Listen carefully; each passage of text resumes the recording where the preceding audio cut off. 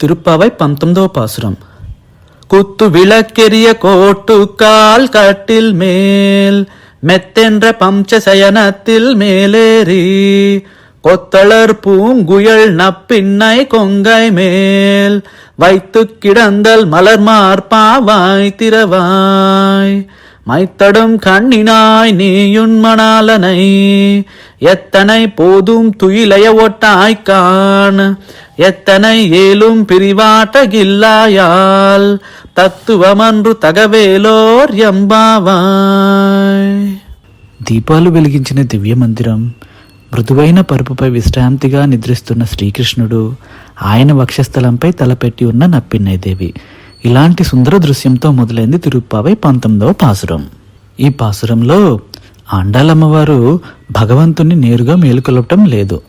ముందుగా నప్పిన్నైదేవిని ప్రార్థిస్తూ ఉన్నారు. ఎందుకంటే నప్పిన్నైదేవి భగవంతుని కృపకు ద్వారం లాంటి వారు. ఆమె అనుగ్రహం కలిగితేనే మనందరికీ కృష్ణుడి కటాక్షం లభిస్తుంది.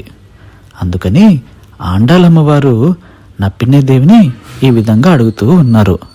ఓ నప్పిన్నైదేవి, నీ మాయామయమైన కళ్ళతో అలాగే నీ ప్రేమతో ఆ శ్రీకృష్ణుని ఇంకా ఎంతసేపు నిద్రలోనే ఉంచుతావు?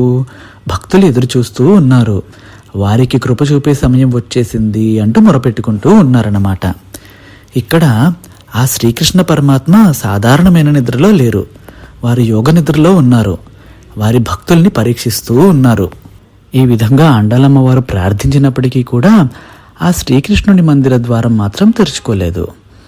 అందువలన ఆండాలమ్మవారు మరియు గోపికలు ఆ మందిరానికి ఒక కిటికీ ఉంటే ఆ కిటికీ ద్వారా అసలు లోపల ఏం జరుగుతుందా అని చూశారన్నమాట. అది ఎంతో సుందరమైన మందిరం. ఆ మందిరంలో ఎన్నో అద్భుతమైన దీపాలు ఉన్నాయన్నమాట. ఆ దీపాల వెలుగులో రత్నాలు పొదిగిన ఒక పెద్ద మంచం కనిపించింది.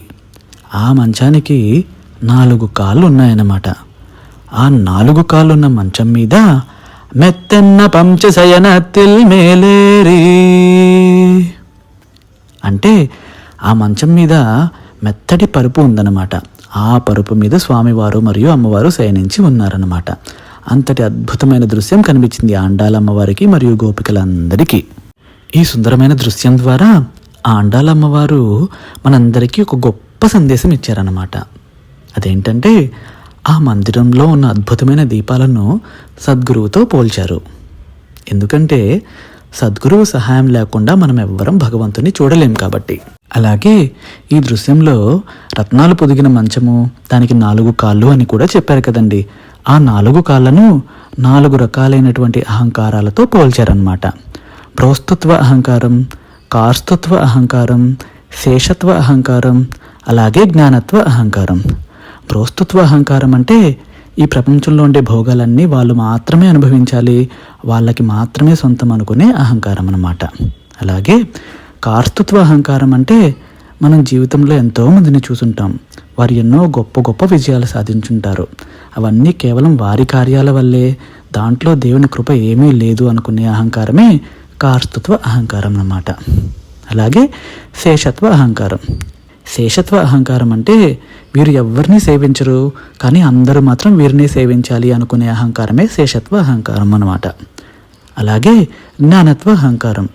జ్ఞానత్వ అహంకారం అంటే వీరికి మాత్రమే మొత్తం జ్ఞానం ఉంది, వీరికి మాత్రమే అన్నీ తెలుసు, ఇంకెవరికి ఏమీ తెలియదు అనుకునే అహంకారమే జ్ఞానత్వ అహంకారం. ఇలా మంచానికి ఉండే 4 కాళ్ళను ఈ 4 రకాలైనటువంటి అహంకారాలతో పోల్చారన్నమాట. అలాగే రత్నాలు పొదిగిన మంచం మీద ఒక మెత్తటి పరుపు, దాని మీద స్వామివారు అమ్మవారు శయనించి ఉన్నారు అన్నారు కదండి. ఇక్కడ ఆ మెత్తటి పరుపుని మనకి భగవంతుడి మీద ఉన్న భక్తితో పోల్చారన్నమాట. ఈ విధంగా ఆ సద్గురు సహాయంతో మనకి భగవంతుడు కనిపించినప్పటికీ కూడా మనలో ఉండే 4 రకాలైనటువంటి అహంకారాలను వదిలిపెట్టి ఆ భగవంతుడి మీద భక్తితో ఉంటే, దానికి అమ్మవారి కృపతోడైతే అప్పుడు ఆ భగవంతుడు మనని కటాక్షిస్తారు అన్న గొప్ప సందేశం ఇచ్చారన్నమాట ఆండాలమ్మవారు ఈ పాసురం ద్వారా. ఆండాల్ తిరువడిగళే శరణం.